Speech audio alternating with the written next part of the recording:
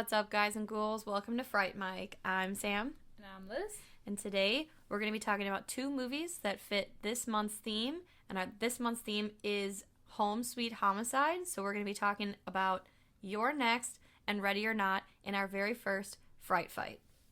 Alright, so first up, we're going to be talking about Ready or Not, which came out in 2019.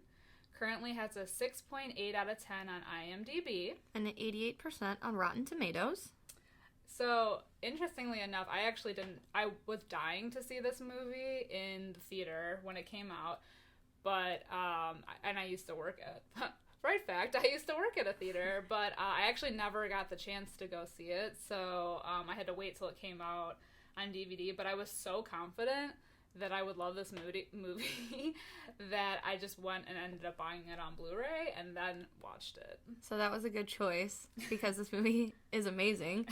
I actually did get to see it in the theater. Fun fact, I worked at the same movie theater.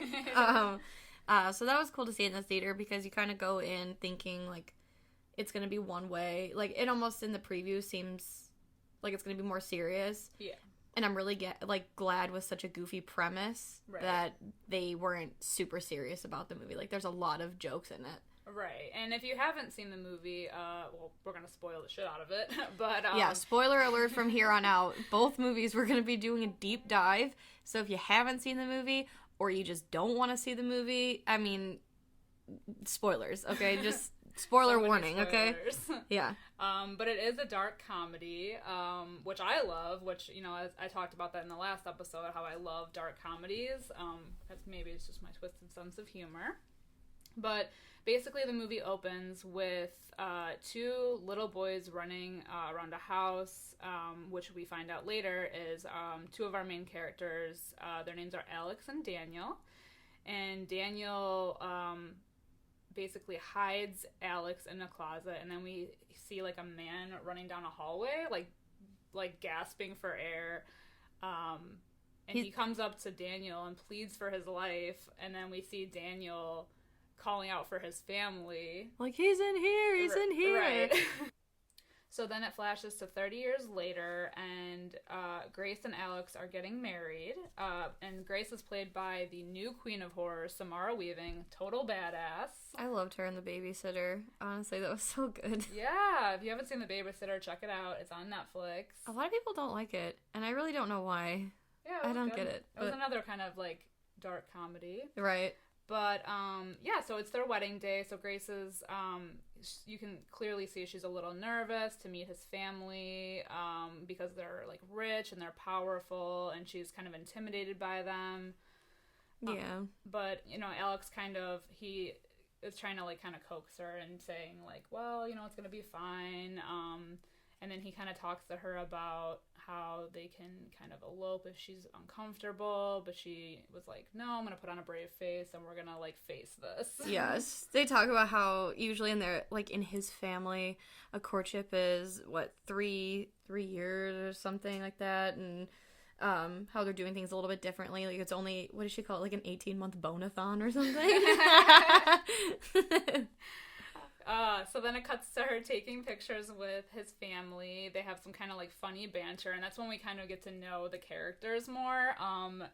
Basically they're all like horrible people, but and Daniel, his brother Daniel's played by Adam Brody. He is hilarious. He hates his wife so much, and it's truly amazing. He says something like, she's not a gold digger like my wife. Right. Oh my god. Like, so they have this banter, and it's amazing. Like, they're just good. Horribly snobbish people, but they all have like these interesting personalities, so it kind of like allows us to kind of get to know them better. Aunt Helene. That's all I have to say. Oh Aunt Helene God. is me. I don't know. She's a mood. She's a whole mood. I love her. She is just like in the corner eyeing Grace with like this look of like pure evil, and like and then when they're taking pictures, she keeps looking over at her because she's just grimacing at her from the corner, like so evil. Oh my god, what a queen. She's a mood. No. She is such a mood. Oh my god, yeah. So it like cuts to like after all that, like the wedding has obviously happened. They like burst into Alex's room, him and Grace, and they're kind of like canoodling. Yeah, so she's like, come on, like, take your pants off or whatever, and she looks up and Queen Helene is in the room, and she's like, holy shit. And it's like the first startling moment of the movie, because apparently this house, which is so badass and is very like reminiscent to Clue, has secret passageways. And Aunt Helene kind of sneaks her way into the room to fetch them.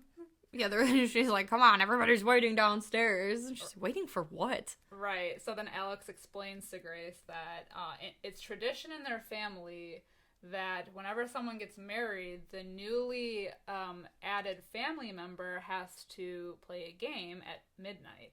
Yeah, which is wackadoo, but she's like, do I have to win?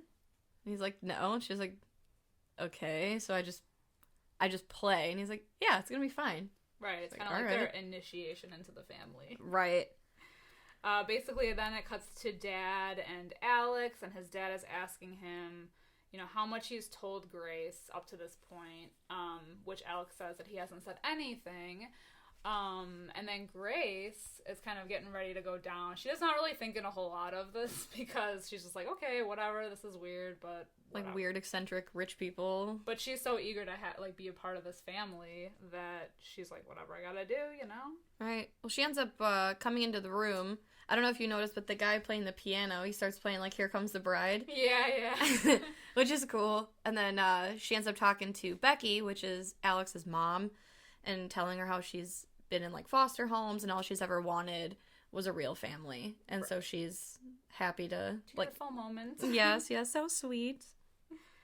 So yeah, then the mom was also kind of having this weird moment about talking about how Alex kind of was almost like estranged from the family, and that she's thanking Grace for bringing him back. And it's just kind of like a weird conversation, but still kind of a tearful moment. But yeah. Thanking her for bringing him back, telling her like, oh, you have to stick around so that he comes back to his family and we get to see him more. But then it's funny because Alex pulls her away. He's like, I'm gonna steal her. And he's like, what did she say? What did she say to you? And she's like, nothing. Right. Tell me. So like the paranoia kicks in. Yeah. And then at this time, then we meet Fitch and Emily. And I think, is Emily his sister? I think it's his wife. Because at one point in the end, remember, like... No, I mean, is Emily... Oh, yeah.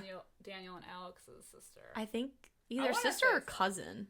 I want to say so. I feel like they don't say that in the movie. Yeah, they don't make it clear, but they're a family. Yeah. Yeah, because I think, doesn't Aunt Helene, she's like, oh, the dark-haired niece, you're still around. Well, it's another family member. There are two. So Emily and Fitch are married. They come in with their little asshole kids. Their two sons.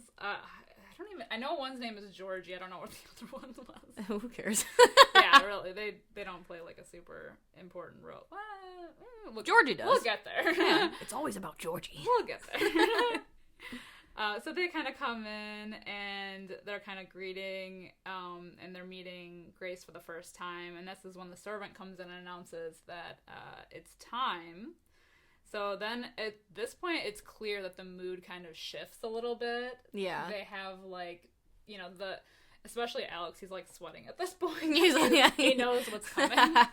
And Grace is still kind of like, what's going on? Okay, whatever. Right, they go into this weird like family members only game room, and it's like it looks like something out of Jumanji. I don't know. It's pretty badass. It's wild. Yeah. It's all like woodwork, and there's like a fireplace with weapons. Yeah.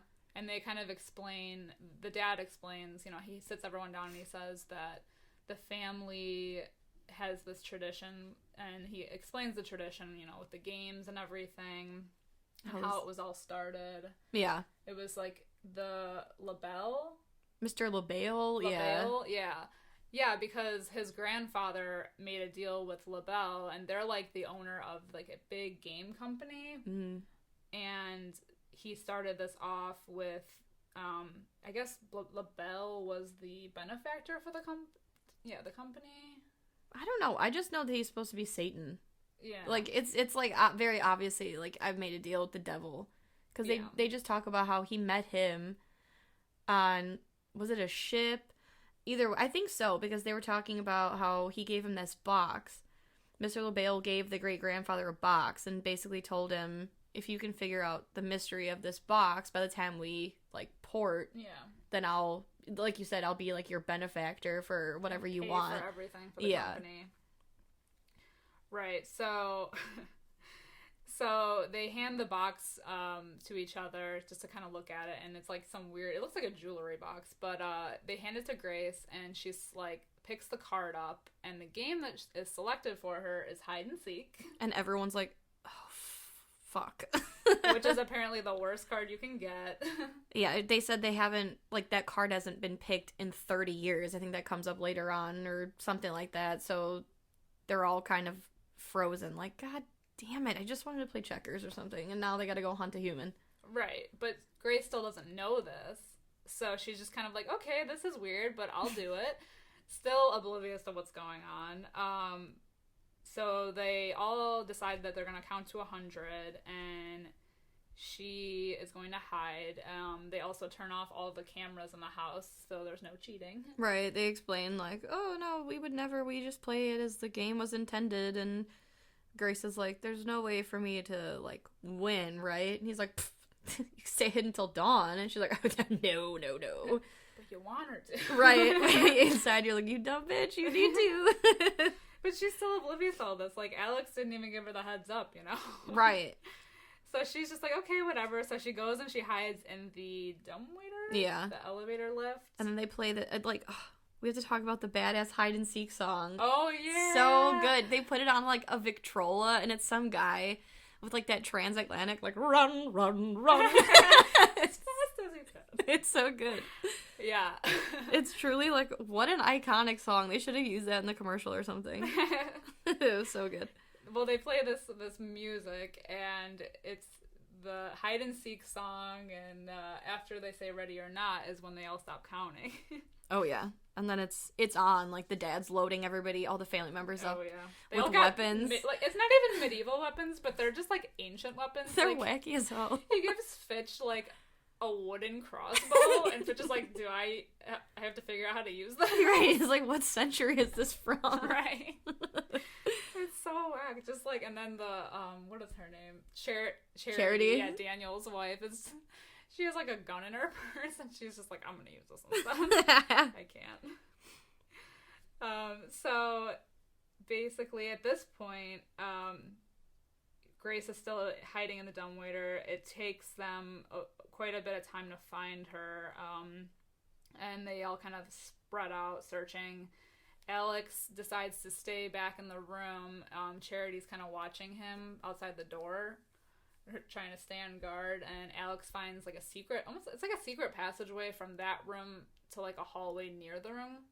Yeah. And before any of this happens, like, when he was still kind of sweating it out, he talks to Grace about meeting him in the bedroom. I think, just to kind of, like, warn her about what's going on, like, low-key. Yeah, he's basically gonna try to help her get out of this shit, because he knows it's fucked. Right. But, yeah, he's basically, like, maneuvering through these tunnels. They're going to be using the tunnels a lot to try to escape, but it's kind of cool that's like, I don't know, if I were this family and I knew those tunnels would exist, wouldn't you think, like, that's the first place I would hide? Well, but I guess she doesn't know. But she doesn't know. That's true. And that's why I feel like she should have stayed there for most of the movie, because it's like they don't know that she knows. Right. She should have just picked a spot and stuck to it, man. So Grace is still in the elevator lift, the dumbwaiter, and she kind of gets fed up, which I feel like she didn't even really try, if we're being honest. Like, she gets fed up pretty quickly. And decides, like, okay, like, enough is enough. I'm over this. So she leaves the elevator lift and sneaks down the hall. And then we just see, like, an arm pulling her into a room. And then we find out that it's Alex. And he pulls her in. And it's like, you need to hide. We need to get out of here. Like, this isn't a joke. And she's just like, what? And at this point is when one of the nannies, like, the help of the house, enters the room, and she, like, I think Emily comes in, and she, like, she hears the nanny and mistakes her for Grace, and shoots her in the head. No, yes, it was in the head. Yeah, it was. She shoots her, and at this point, Grace is like, what? the hell. Like, holy shit. And you hear Emily like, I got her, I got her, I got her. And they all rush in and they're like, oh, you dumb bitch. Right. Well, it's funny because this is the first maid that goes down. And it's like, the kind of like a running joke through the movie is every time you find out, like, oh, it was Claire. She's been shot. Claire was my favorite. Like, every time they're like, oh, by the way, Claire's dead. She got shot. Or Emily shot her. They're like, ah, she was my favorite. But even before that, I just think it's so good. They cut to, like, a shot of Finch. Finch. And Finch. he's... No, it's Finch. And he's on YouTube, and it's like, getting to know your crossbow. He's still trying to figure it out. Right. But yeah, so they end up killing Clara or whatever her name is, and they're all upset. The nanny. Yeah, and they kind of flip a coin. They're like, heads or tails? And who's gonna clean up the body? Right. Oh my god, it's so good. And Grace is just sitting there hiding in the room, like, shook as all hell, which she should be. Well, her and Alex, because they're still both, like, hiding, like, not under the bed, but next to the bed, like, out of sight. And she's freaking out. But the rest of the family is giving Emily shit, saying that because she killed the nanny, it doesn't count. Right, they're like, does the help count? And they're like, no, it's gotta be the bride. Right, and this is when, like, Grace learns about what's going on, because they're all talking about how they have to hunt her and they have to find her, so now she realizes how serious this is. Yeah, she's pretty pissed at Alex, which, you know, I would be. Right. So Alex tells Grace that they have to leave, and then meanwhile we cut to another shot of Emily, the sister, maybe cousin, snorting a ton of cocaine. Honestly, just rock and roll and get through this night, and I would do the same thing. I mean, however you gotta get by, I guess. Right, she's like, you're a star, baby, you're a winner, you're not gonna do this anymore, and takes a fucking bump of coke. It's really amazing. And then there's Grace freaking the fuck out, I mean, for obvious reasons. And then this is when Alex finally explains to her that if his family doesn't kill her and they don't play the game, then something bad will happen. Yeah, they don't really explain it right away, but he's just like, if we don't kill you by sunrise, something bad's gonna happen to my family. And, then she, like, at one point, he's like, well, you married me. And she's like, so this is my fault? Are you fucking serious? Like, goes off on him. Right. And that she just happened to pick the bad card. That, like, never happens. Right. He's like, this never happens, I swear. But he wants to try to help her get out. Yeah, so he tells her, like, stick to the tunnels and, you know, in the walls and no one will see you. Go to the kitchen. I think he tells her, like, head down the hallway and take the door on the right or something like that. And then he's gonna try to go through and disable the, like, security cameras, which also controls the door locks. Yeah, like, so they've basically sealed the house when they started the game. They shut off the cameras, you know, and they've locked all the doors and windows and stuff so she can't escape. And he tells her to head to the kitchen because there's a back door, so he's gonna, you know, set off the alarm so she can escape. So she basically wanders down the hallway. But she goes into full badass mode at this point. Yeah, she, like, rips her dress up and puts some Converse on, and she's ready for battle. Yellow Converse. Yes. She gets to the end of the hallway, though, and she's like, shit. She doesn't remember what door he told her, left or right. There's a door on both sides. Right. So she basically picks a door. Well, first we see, like, the dad and Daniel dragging the body. And, you know, Aunt Helene's with him. And they're talking about, oh, man, she could be anywhere. And we see her in the background kind of, like, come out the door. Popping out of a door? Yes, and he's like, found her.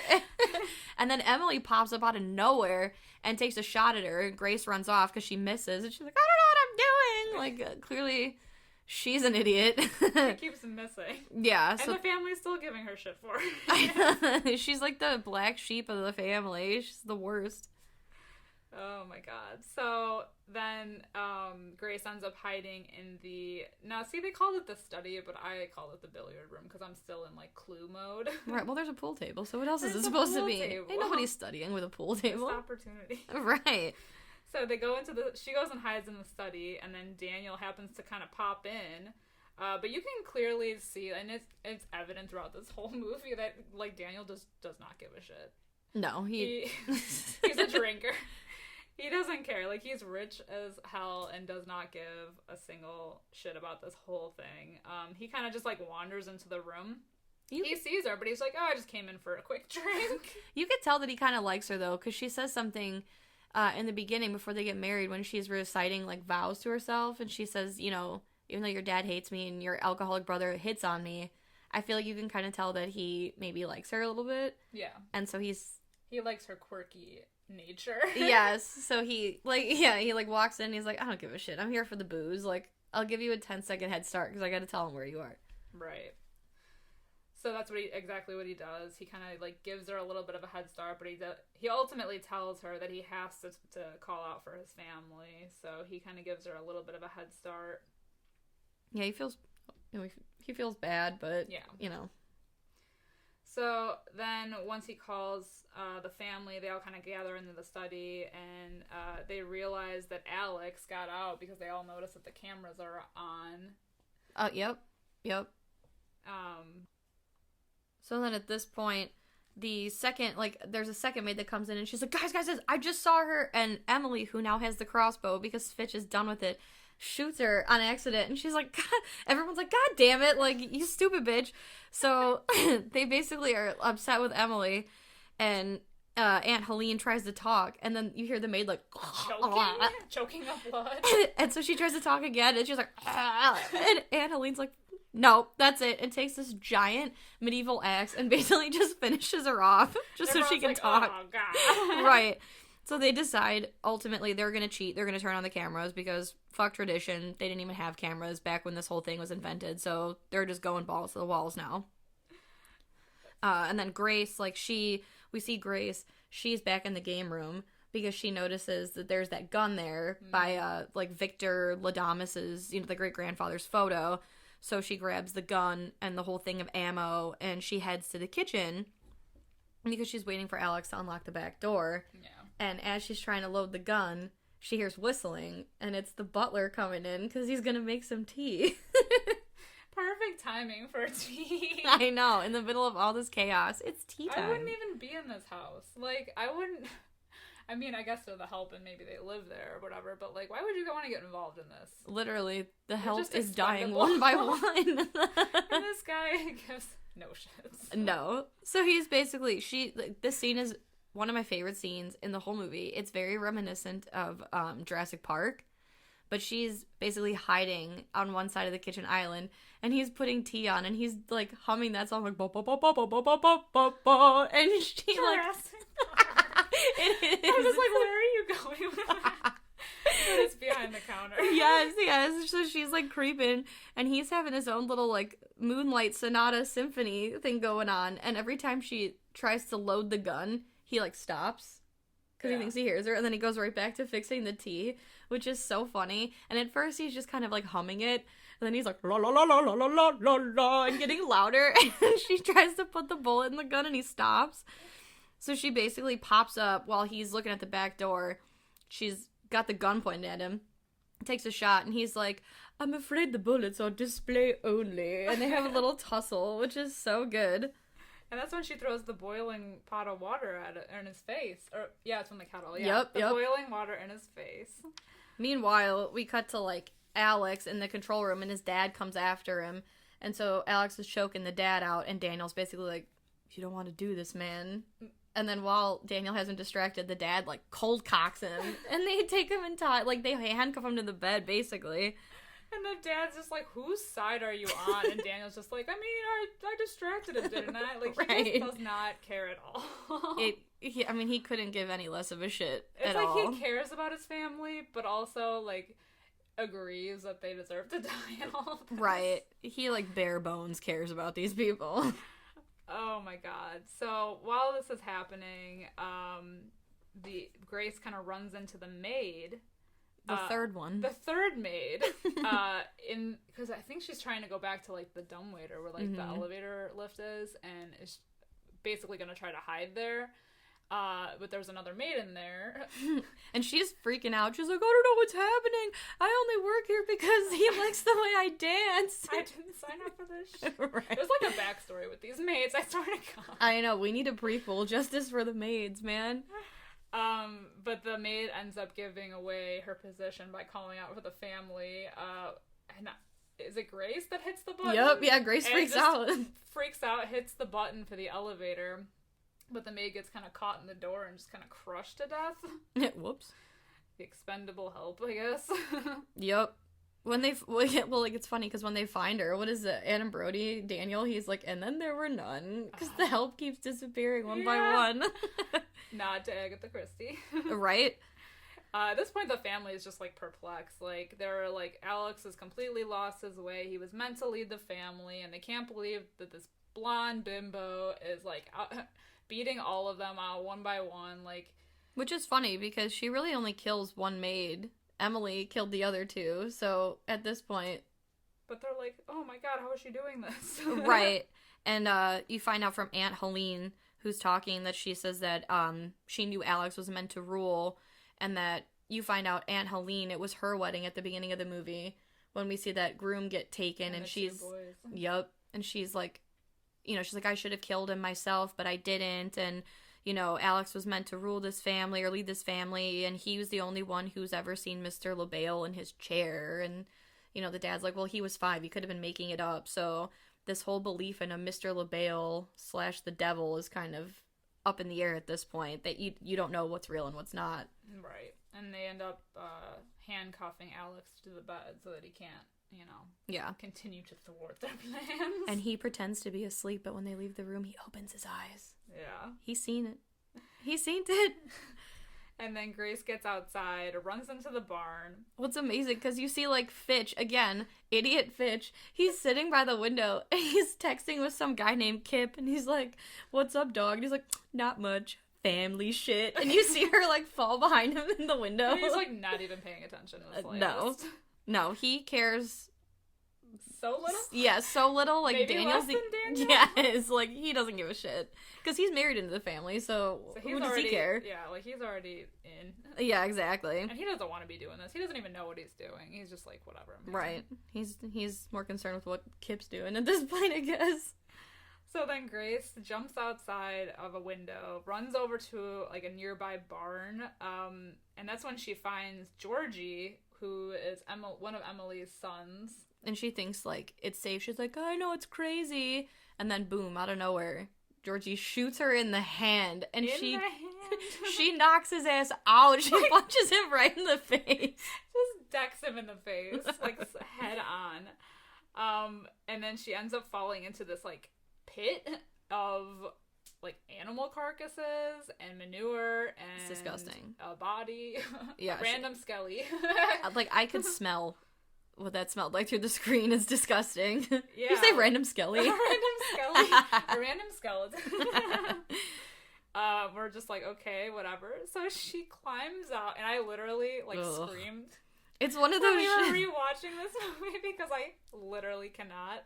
It's one of those shots where you see that there's a nail at the top of the ladder, but she don't see it. Oh, yeah, you know it's coming. Ooh, your asshole puckers a little bit. And you know she climbs out with the shot hand and just plants her hand right into that nail. And like, she screams. Oh, God. Murder. And I felt that in my whole body. I felt it in my soul. Well, it's even so gross because when she pulls her hand back off the nail, it just sounds so sticky. Squirts out blood. Oh, God, it's so gross. Oh, God, it's like shots like that when I'm like, ugh. I know, that's truly the horror of this whole movie. Oh, so she runs across the lawn and Charity tries to shoot her. Of course she misses, because everybody in this movie misses. She takes a shot and all hear is like, ah, it's a bird, and she's like, shit! Stupid. Everybody in this family is so good because they're all horrible. Like, equally bad at everything. They don't know what the fuck they're doing. But Grace ends up getting to the fence, breaks it, and climbs through. She kind of flags down a car of some, like, nearby neighbor. It's like a Porsche or something. Yeah, it's some fancy pants car. And they're basically like, get out of here. Yeah, just get the fuck out of the road. Yeah, she starts swearing. She's like, you fucking fuck motherfucker. And she's like, fucking rich people. She's so pissed. And they drive off. So she ends up running into the woods. And the butler goes out looking for her in his car with his big old spotlights. Yeah, it's ridiculous. So, like, meanwhile, it cuts to Alex trying to escape his handcuffs in the bedroom. Yep. And then Daniel and Emily are in charge of body duty again, so they're disposing of the bodies in said random barn pit. Yeah, it's so gross. The family is all freaking out because they know that they need to, like, kill her before sunrise, and now she's out. And, like, at one point, Fitch, like, turns to Charity because they're both married in the family. He's like, hey, at what point do we, like, cut and run, right? And she just gives him the dirtiest look, like, you motherfucker, and walks away. And behind her back, he's like, fuck you, and, like, giving her the finger because he's such a piece of shit. Each other. Yes. Oh my god. And then in the barn, they find Georgie still unconscious, but he comes to, and he's basically like, Mom, I shot at the lady. And then Daniel kind of looks at him, he's like, why would you do that? Because, you know, at this point, he was like, maybe, like, this kid is, like, normal because he's a kid, but... Right. Well, because before that, Emily says, like, you know, they're talking, Daniel and Emily are talking, and he was like, everybody in this family deserves to die. Yeah. And she's like, not my children. And then he's like, I shot the lady. And she's like, I'm so proud of you. Yes. Yeah. Like, oh my god. And the look on Daniel's face is just like, oh my god, we're all lost. Right, we are all fucked.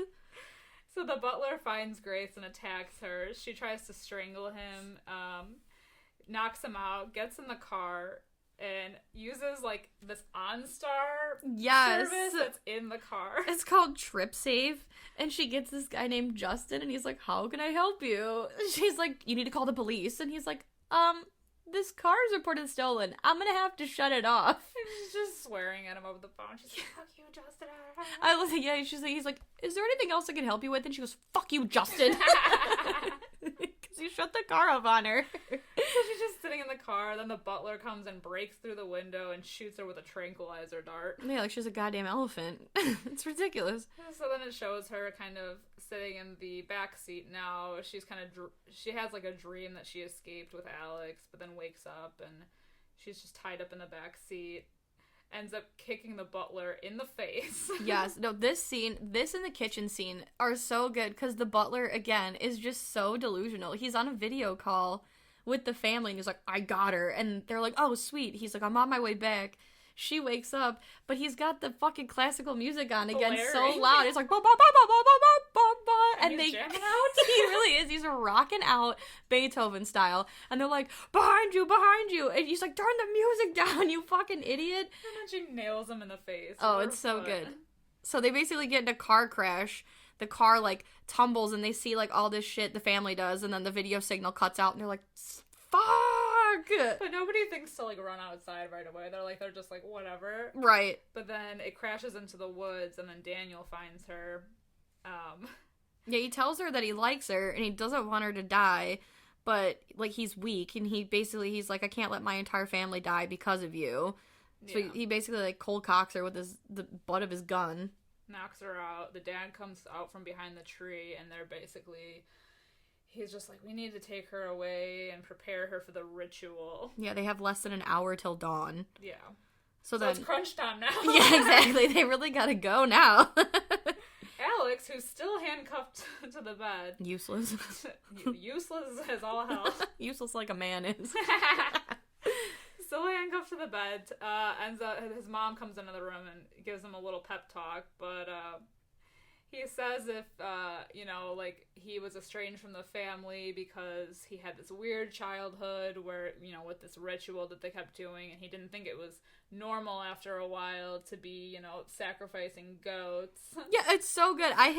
He says maybe one night when I was chanting and slicing the throat of a goat, maybe this isn't normal. That's what he says he thought. And he's like, but it's kind of weird because I didn't think it wasn't normal, because that's what family does to you. They tell you. Right, they tell you it's normal. But then he met Grace, and it changed it all, and she's good, and he she's wants the to opposite. choose her over his family, which his mom then says, I don't believe you. I've known you way longer than she has, and I don't believe that you would do that. And he's like, nah. Yeah, he basically says, like, I choose her over all of you, and it's interesting. It's definitely an interesting family dynamic, I'll tell you that. Yeah, really. The family then prepares her for the ritual. She wakes up tied to the game table. And it now has a pentagram on it. Yeah. And the dad's like chanting, and then they're all drinking from this cup, and he holds a knife over her head. It's very like... dramatic. Yes, very dramatic, very pagan ritual. And I think it's so funny because he's about to say, like, Hail Satan, but he basically gets hit. He's like, Hail Sir! And then he just starts puking. And then everyone starts puking. Yes, because you find out Daniel, in an effort to help Grace, he poisoned the whatever the hell they were drinking. I don't know. Blood, whatever. I'll say wine. Yeah, sure. They've had a night. Yeah, he poisoned this sacrificial wine. And I love it because then Daniel and Grace are running away. And she's like, are they, like, did you kill him? And he's like, no. He's like, they'll shit weird for a week, but they'll be fine. They'll be fine. Like, he's like, I researched it. Oh my god. He's such a jackass. So the Charity pops up, and she's got a gun, and she's kind of like, let me shoot her, and he won't get out of the way, and she's like, well, you really don't care if I die, and shoots him in the neck. Right in the neck. Right in the neck. And then Alex escapes the handcuffs, finds Daniel, and is upset that Daniel is dying, which, I was a little upset too, because I love Daniel. I know, Daniel is my favorite character in this movie. Other than, Queen Helene, but that's the fine. butler. Oh, yeah, the butler. Queen Helene the butler. Oh my god.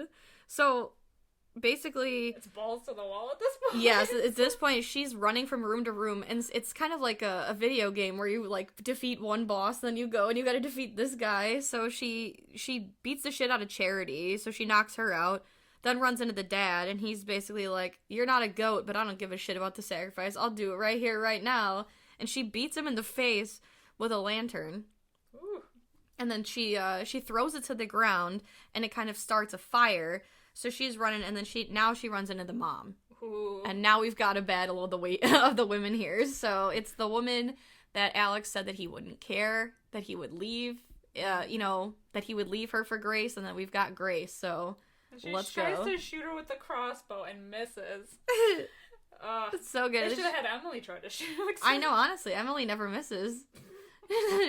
She's like fucking Eagle Eye or whatever from Avengers. What's his name? Eagle Eye? What's his Hawkeye. She's like Hawkeye. Eagle Eye. So the mom tries to shoot Grace with the crossbow, misses, but tries to strangle her. Then Grace reaches over and finds the game box from the beginning. Oh my god. And just proceeds to bash the mom's head in. Yes. Goes to town, smashing her head in. Well, it's kind of funny. The movie comes like a full 360 because before they started the game, she was telling her how all she ever wanted was a family. Mm-hmm. And then right before she grabs that game box, the mom says, like, you don't deserve a family. And then she's like, fuck your fucking family! And just beats the shit out of her with that box. I mean, it's disgusting. Ew, the noises. The squish noises. The hair. The squish noises. Oh, God, they pull it up and there's hair and blood. Yeah, nope. Meanwhile, Alex walks in. And he's like, Grace? So he's just kind of like, it's over now, like, it is what it is. And then he walks over to Grace and is kind of just like holding her head and then slowly puts more pressure on. And she's like, Alex, You're hurting me. Like, what the hell? Well, because he's like, I'm so sorry. Or she says, I'm sorry. And he's like, I'm sorry too. And then he basically has a moment of realization where he's like, you're not going to want to be with me. Right. After all this. After all this is over. And she doesn't say anything. And that's when he starts like. That's when he's given up on her. Yes. Now he's fully turned to the dark side. So he calls out for the rest of the family, still puking their guts over. Yeah, he's in a piece of shit. Room. But he calls for the family, the ultimate betrayal. So they tie her back up and chant, Hail Satan. And just as he's about to bring the knife down on her, she basically like twists herself in a way where she takes it in the shoulder and is able to pop up off the table and is like wielding the knife in the corner like a caged animal. Full animal mode.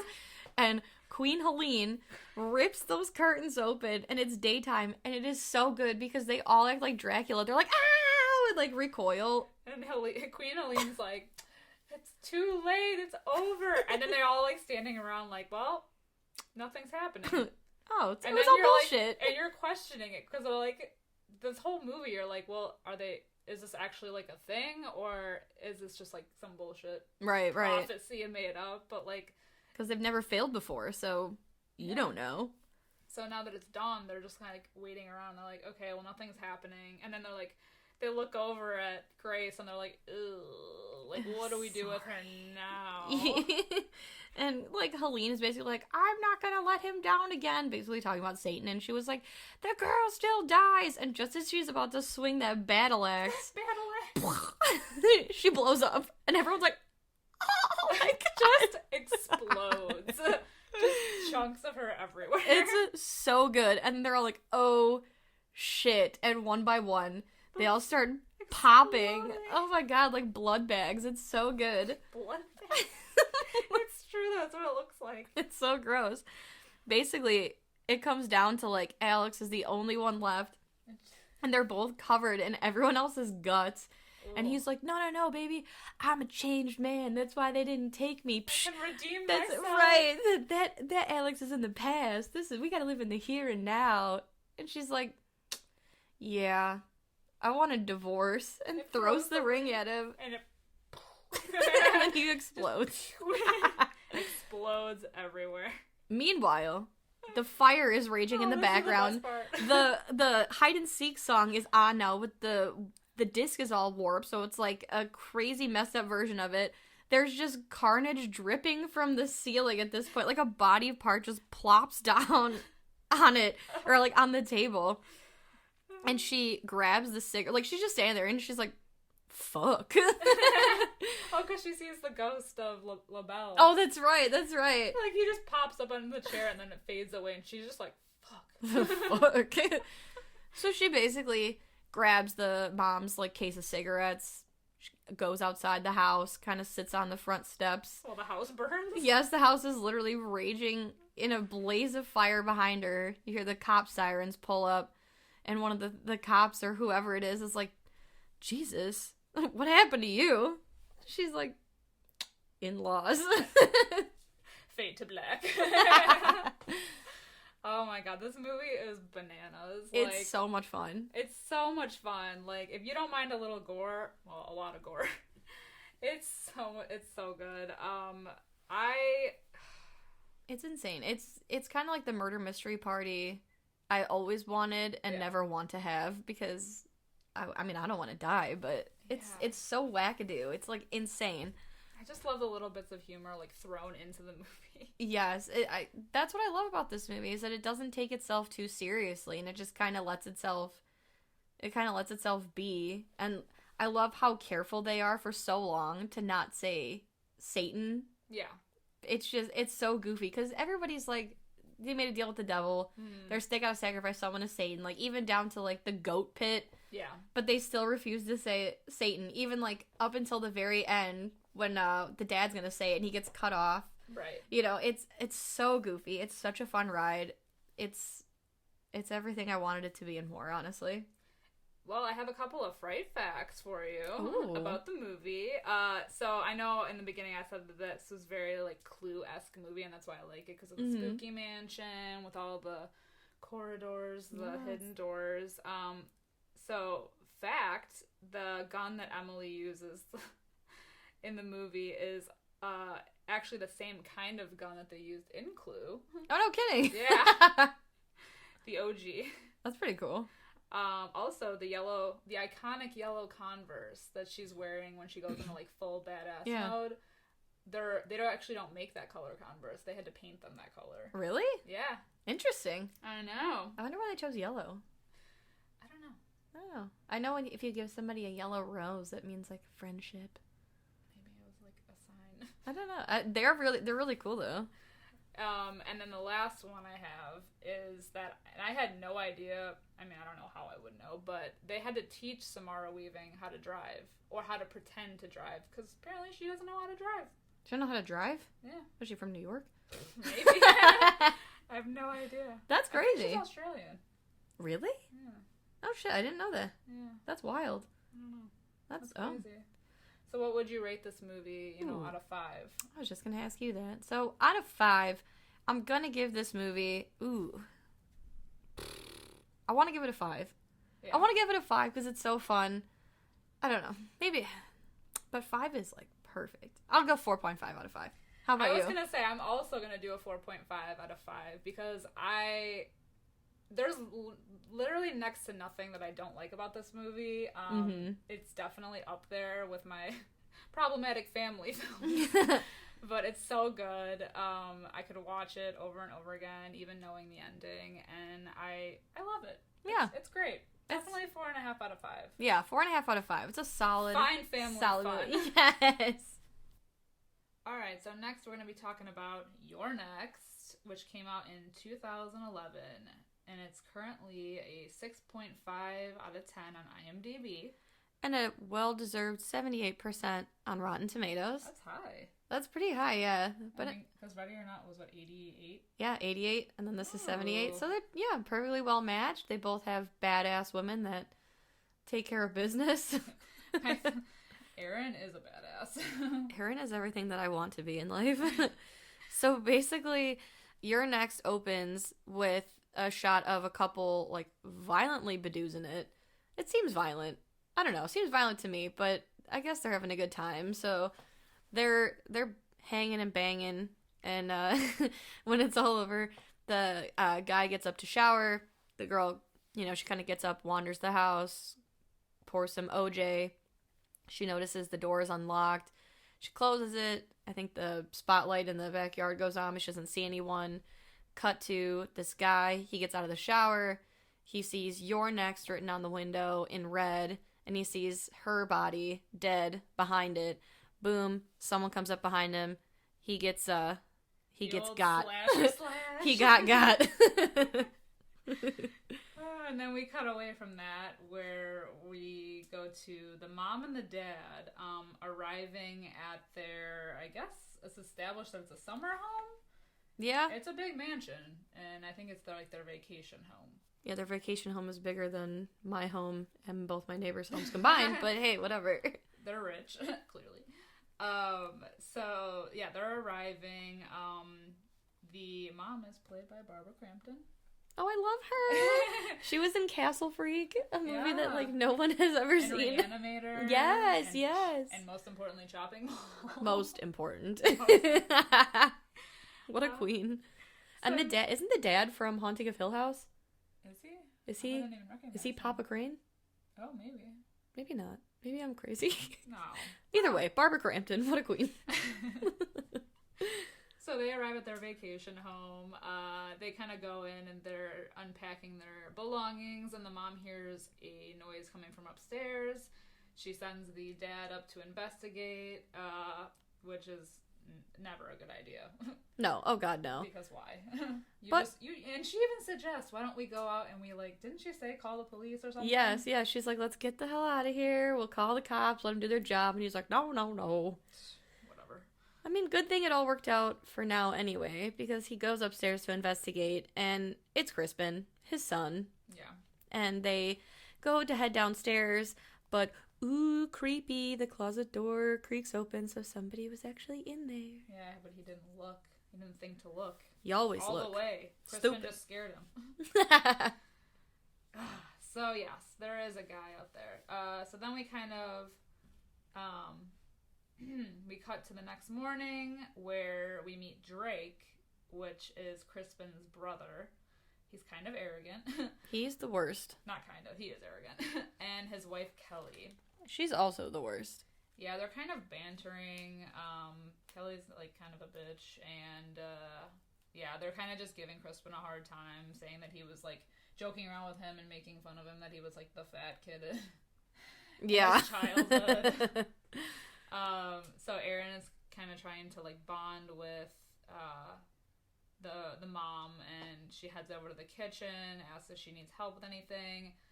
Erin then, I guess she sends Erin over to the neighbor's house, which we find out is the same neighbor from the beginning of the movie. Yeah, so the one that got slashed. Yes. So we find out that the couple from the beginning, they're the family's neighbors, and so when Erin gets there, we hear the music that the girl put on before she got slashed, and it's on repeat. So she hears somebody's home, but she keeps knocking and no one answers, and we know why, but they don't. Right. No one knows what's going on. Right. So she's like, whatever.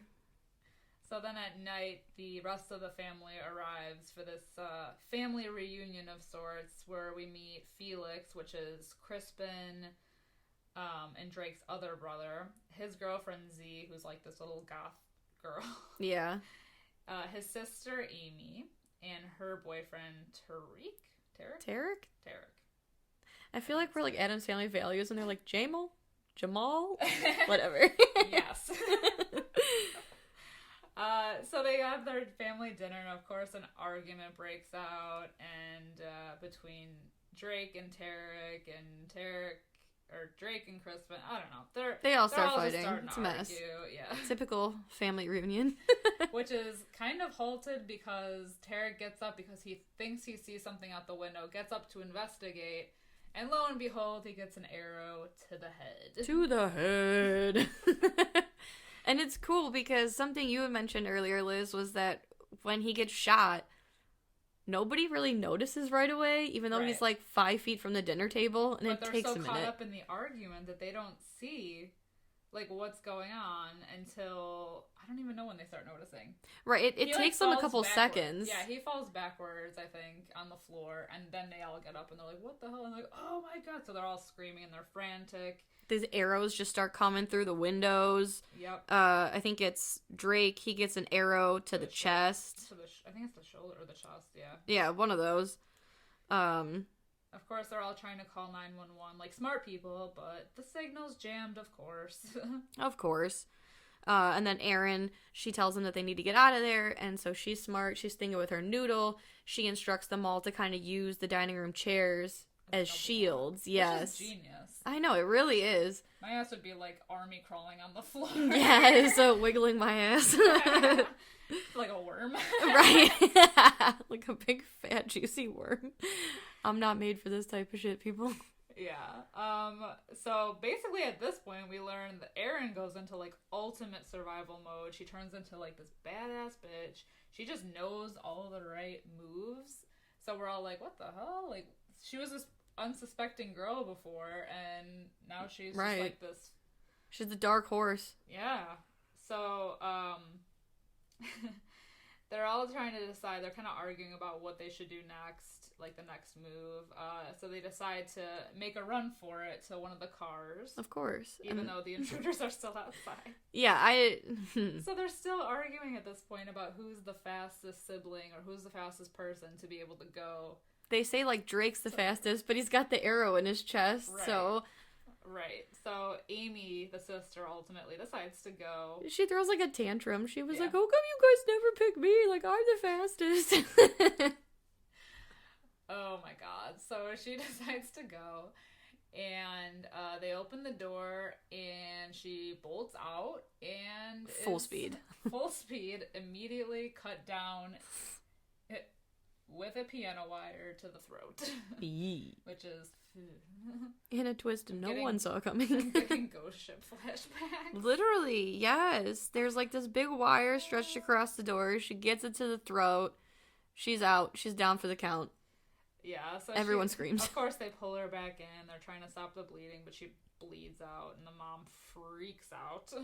Yeah, she's like having a full-on stroke, which, I mean, if you see your child die in such a brutal way, I understand. Yeah. What I don't understand is that they decide that the best course of action is to take her upstairs. I was just gonna say. And leave her alone. Let's separate again. Right. Yeah, the dad decides to put the mom upstairs to bed because she's been through it, but I don't understand that move there. It's, no. Whatever. No, because then she's laying in her bed, and she's all upset, and we see this guy in a wolf mask, or is it the wolf mask that crawls out from under her bed? And he full-on attacks the mom. And, wow, surprise, surprise. Who would have saw that coming? Oh, it's the fox guy. Is it the fox? I get them all They're mixed so up. hard to see. Yeah, they're hard to see, especially because it's, like, at night. And they all kind of look similar, but it's the fox guy. He's the guy that kills the mom in the bed with the machete. Oh, okay. Wait, maybe I thought it was a bunny. Mask guy number one. Right, I thought it was a bunny, a sheep, and a wolf. I'm an idiot. You're good. It's fine. It's hard to tell. It is. It's really hard to tell what they are. Whatever. They should have painted those masks. They really should have. They should have made him stand out better, because it makes it very hard to follow. But the next scene after this, I think, is so amazing because it just truly shows how badass Erin is, because she's in the kitchen. Meanwhile, the other masked guy busts through the window. Erin stabs him, and he runs off. But she doesn't, cower. She just goes right up to the window that he just broke into to kind of, gauge where he might have gone. Right. Well, she, has a little weapon in her hand, doesn't even think twice when he comes through, stabs him in the fucking face, and then goes for more, and he's gone. Yeah. Like a bitch. Oh, my God. I know, I love her. And then we cut to, someone I don't love. They all, go to check on the mom because they hear commotion, and wow, she's dead, and you see "You're next" is written on the wall in blood, and they're all shocked for some fucking reason. I don't get it. Why they kept separating, I don't know. I know. I'll never understand it. I don't get it. It's my gripe with horror movies. I don't know. Whatever. I feel like that's my biggest problem with this movie. I'll say it right here. My biggest problem was that scene where they were like, wow, I can't believe we're under attack. We're just going to set this over here, huh? Just set it over there. Just set it over there. So then we cut to Kelly, and for some reason she's farting around in the mom's room, even though she's dead, and she's kind of poking around, and she looks under the bed, and I thought it was the wolf. Maybe it was the fox. I think it's still the fox. Okay, so then the fox guy, he pops out, she runs off screaming. I think this is where Drake gets shot again. Poor Drake. He's taking the brunt of it. I mean, we know he sucks, but goddamn. Yeah, so she bolts to the neighbor's house. Drake passes out again. Poor Drake. I know. Yeah, so she takes off to the neighbor's house. Yeah, she takes off to the neighbor's house, the same neighbor who's dead, and again, they hear the music playing. She actually sees him sitting on the couch, and she's banging on the back patio door, let me in, what's wrong with you? And then boom, she gets punched right through that window. And then she crawls over to the coffee table and looks up and notices that the guy from the beginning is dead, but propped up on the couch. So it looks like he might be alive, but he is dead as fuck. He's got a crazy, almost Jack Nicholson at the end of The Shining look on his face. Yeah. But yeah, that's at that point she realizes she's fucked, and the guy comes up behind her, and he basically plays croquet with her head, and he uses an axe. Yeah. And it's... But then the thing that gets me, though, is that right after that, he then goes and sits next to the corpse of the guy, he needs a break. Right. He had enough. So he's just chilling. He's like, all right, well, I need a break. What if he was like, damn, man, I think I'm taking it too far this time. I should chill. Too far this time. Oh, my God. So... After that, we cut to Felix and Z and Erin, and they're kind of pulling Drake's body into another room. Because Crispin decided to go and look for help or call for help. Yeah, he was like, I'm going to make it to the car. I'll be back, I promise. Fuck off, okay? Yeah. I hate you. But that's neither here nor there. But Erin is really the most resourceful of everyone, because she's off gathering weapons. She boils the water in the pot. Oh yeah, she's really resourceful. The lamb guy busts through the window again, and that's when Erin stabs him in the hand. When did she fuck him up with a meat tenderizer? Oh. Isn't that guy? Yeah, I think that's later though. Is it? I don't know. I thought she stabbed him in the hand with the knife, because then he's like, oh, that could be.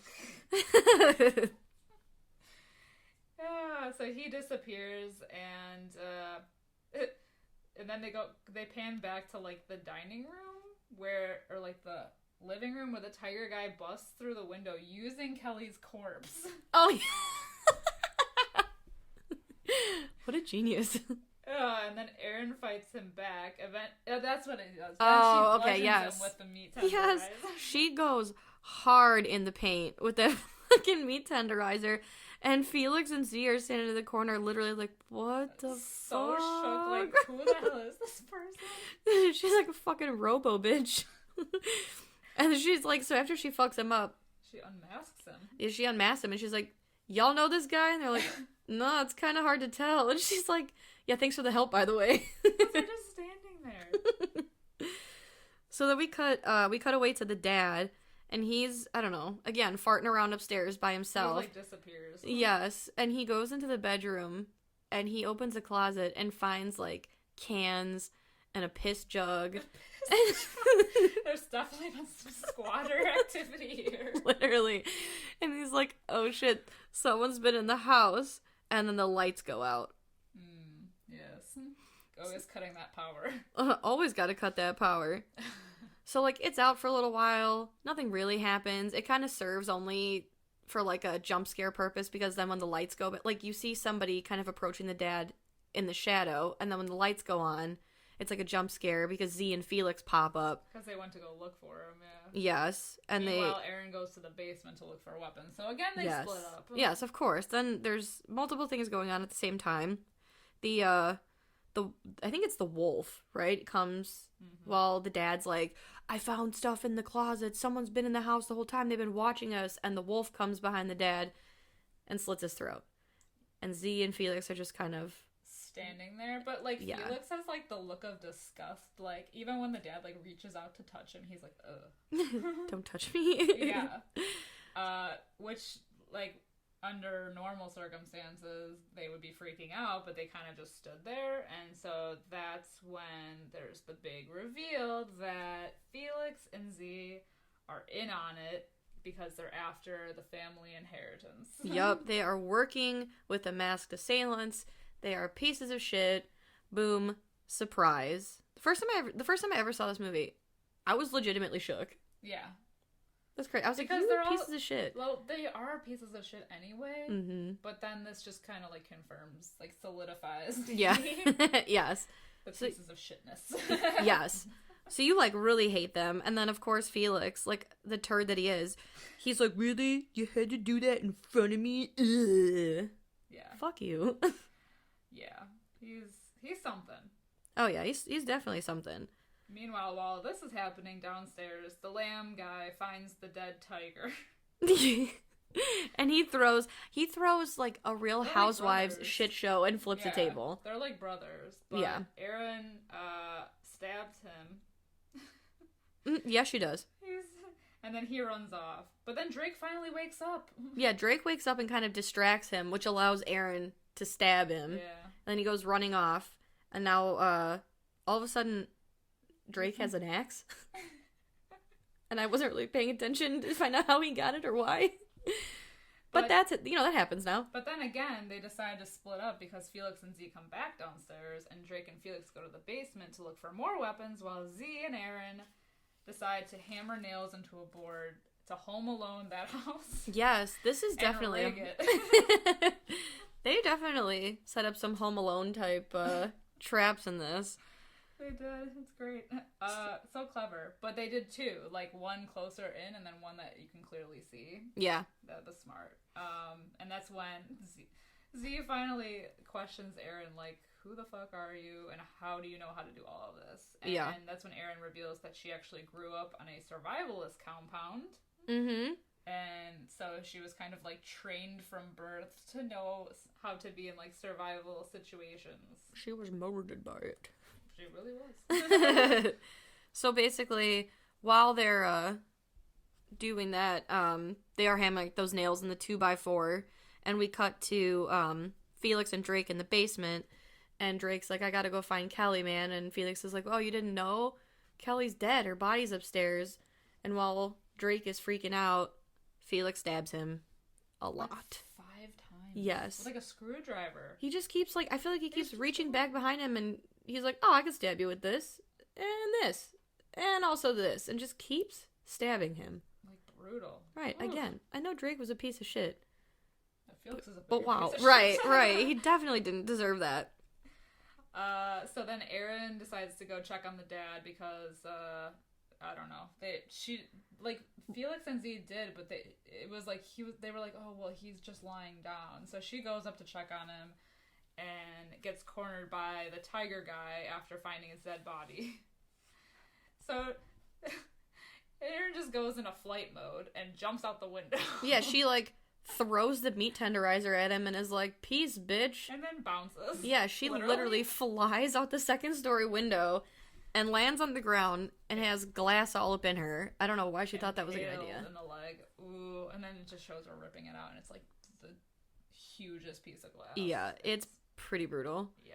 So while she's doing that, she gets found by the sheep guy, and she runs back into the house. The lamb guy. The lamb. And he comes after her. He goes to come through the window, and he sees one of the 2x4s on the ground with a nail, and he thinks he's being slick, but he doesn't realize that there's one actually right underneath the window that he doesn't see. And he steps right in it. Oh, more nail things? It's so cringy. This episode is full of horrible nail torture porn. I hate it. Oh, it's so bad. It's so bad. So, I feel some type of way. Yeah, he steps on it, and it's pretty brutal. And then Z tries to get Felix, for some reason we cut from that scene to Z and Felix, and they're in the bedroom, and that's when she's like, come on, let's do it. Yeah, the fact that Z is so twisted and messed up as a human being, they're like right by the mom's corpse, and she's like, this is the most opportune time to bedooze it. Right. She's like, she hears Barry White, let's get it on, and for some reason, I don't know. And she's basically telling him to like fuck her next to, or like the mom's corpse. Yes, the dead mom's corpse. And even Felix was like, you're sick, and he gets up and leaves. Even after all of this, he says that she's sick. I mean, that is sick, but like, yeah, that's like next level shit. Yeah, like next level shit. Yeah. So then, but Z decides before that to take the mom's ring off. Oh yeah. And wear it. Yeah, why not? Because it's her. Because she's a sick bitch. So then we hear Erin. Erin is kind of hiding, and she hears Felix tell the sheep and the wolf how he had to kill his brother just so these two guys could end up getting like beat up by some girl. So now Erin knows that Felix and Z are in on it. Yeah. Basically reveals the whole plan. Yes. Yeah, they literally just have a full-on open conversation, and Felix, basically, he's pissing off these guys that are trying to kill his family and doing all the legwork, basically.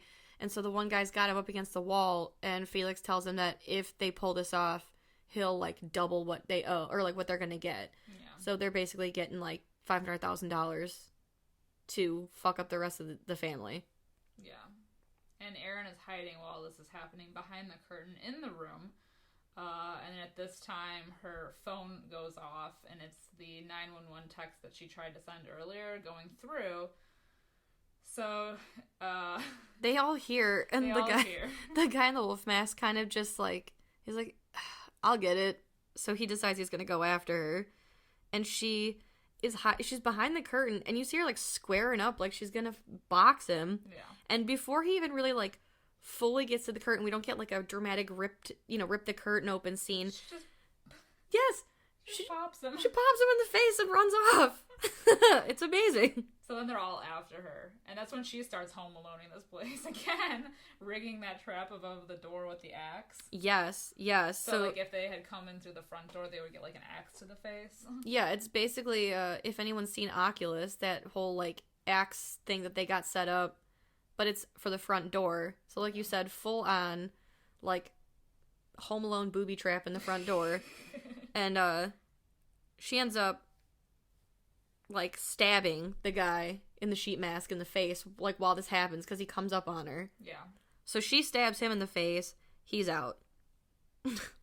He's like down and out. Yeah. So basically, Felix, Z, and Wolf, the wolf guy, they talk about how they're gonna split up, and Felix takes the crossbow because the guy in the wolf mask, he has the machete. Mm-hmm. And so Felix is like, well, that's not fair, you have the machete, give me the crossbow. So the guy in the wolf mask, he ends up going back to the house to see if Erin's like kind of doubled back, and he sends Z and Felix out to the street to see if maybe she got out that way. Mm-hmm. And the wolf goes back to the house. Erin kind of starts knocking out all the lights in the basement, because now at this point she's gone downstairs. She's kind of like holding up, ready for him, because she sees him coming back through the house. Yeah. So she hides in the basement, and then at this point, this is like that genius trick where she like rigs the camera to keep going off. Mm-hmm. She like destroys all the light bulbs, so it's completely pitch black in the basement, rigs the camera to keep going off so that the flashes will, like, indicate where he is in the basement, but won't, like, give her position away. And also, like, kind of temporarily blinds him because it's totally dark in the basement except for the flashes. Which is genius. Yes. She basically...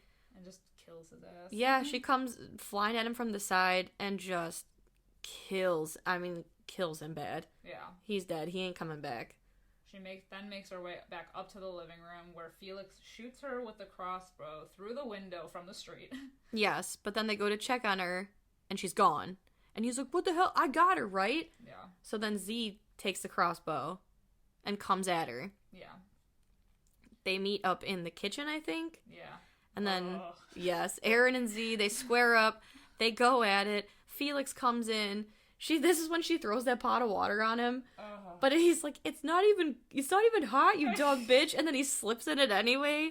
So then, like, her and Z are going at it. I think Felix, doesn't he stab her in the back? Yeah, that's when he stabs her with the knife in the back, and, like, the shoulder blade. Mm-hmm. And then she gets all pissed. Yeah. She smashes him in the face. With a blender. And then the best kill of the movie. She then breaks the glass of the blender, plugs it in, and proceeds to blend Felix's head. She blended his with brains. The blade. It's amazing. And then Z's just watching in horror. And then as all of this is happening. And then, as Erin has emerged from the basement as a fucking queen, she pulls the knife out of her own back and stabs it down into Z's head so far that whoever pulls that knife out will be crowned King Arthur. It's insane. She basically plops to the floor between the two of them and just kind of exists for a while. It's just there. And then she hears Felix's phone ring. So she answers it. And guess who it is? Who is it, Liz? Our old pal Crispin. Oh, Crispin, you fat piece of shit. Crispin just going on about how he had to tap out of this whole arrangement because he just couldn't handle it. Yeah. He couldn't handle watching the family die, so he decided to make a run for it. But he's coming back. And, so he does come back to the house, realizes that he's not talking to Felix and that he's talking to Aaron. Oh, yeah. And she hangs up the phone, and he's like, Aaron, you're okay. Where's Felix? And she just goes, I blended his brains. Oh, okay. And he's just trying to sweet talk his way to, like, so that she doesn't kill him. Like, well, I had to do this. We're in debt. We need the money. Like, I just had no other choice. But, I didn't intend for you to get hurt the whole time. But that was never the plan. You were just going to be the witness, and that was never my plan. And I just thought of you for all this shit. I don't know. I like he goes, it was never in the plan to hurt you. Or Z. Where is Z? I killed her too. Oh, yeah, no, I understand. He's like, oh, yeah, no, yeah, totally, that makes sense. Yeah, but like you said, he basically just sweet talks her, and he's like, well, silver lining in all this, I'm now the sole inheritor of my parents' estate, so... We'll get it all. Right, how does $500,000 sound? You have student debt. Or, I go to jail, you get nothing. It's up to you. So it was all for nothing. But then what does she do? What does she do? She grabs the knife and stabs him in the throat. Yeah, she does, because he's a bitch. And then he goes, why? And she goes, why not? And stabs him in the fucking eye. Yeah. Just a double tap. Yeah, just really drive the point home that he's a piece of shit. But, right as she stabs him in the eye, she gets shot. By who, you ask? Because I also asked that. The cop. Because remember, 911 got the call. So the cop just sees Aaron with the weapon killing someone, shoots her in the shoulder? Something like that. And then calls for backup. So the cop is trying to get through the front door, but the rigged trap never went off for the intended killers. So she's trying to yell for the cop not to use the front door. But it's too late. But the axe just then slams into the cop's face and credits. I love it because it's like, she's like, no! And then the axe goes off and slams into him, and then it says, you're next. Yes. It's amazing. Blood splatter. genius. I loved it. Truly fantastic. So this movie was a wild ride. I loved it. With that, Sam, what do you give this movie rating wise? I don't know. I want to give it a 4 out of 5. I think I'm gonna give it a 4 out of 5. I was gonna say I'm gonna give it a 4 out of 5. Yeah. Because I loved it. Although I did have some qualms with it, and I know I gave Ready or Not 4.5 out of 5. So I think I like it a little bit more than this. Yeah. No, I like Ready or Not better than Your Next. And I give it a 4 out of 5 because it is a great movie. Yeah. It's fun. It's gory. It's dark. But again, why would you leave the mom upstairs? I just can't get over it. Unforgivable. Some of the decisions made by these characters, I can't get over it. So for that, 4 out of 5. Yeah. Plus the only likable character was like Aaron. Yeah. 4 out of 5 for Queen Aaron. And that's it. Well, let us know what you guys thought of both of these movies. You can tweet at us. You can Facebook message. Yeah. You can post it on a comment on our Facebook or Instagram. Just search for Fright Mic. We're there, and we'd love to hear what your thoughts are. With that being said, I'm Liz. And I'm Sam. Rest in peace.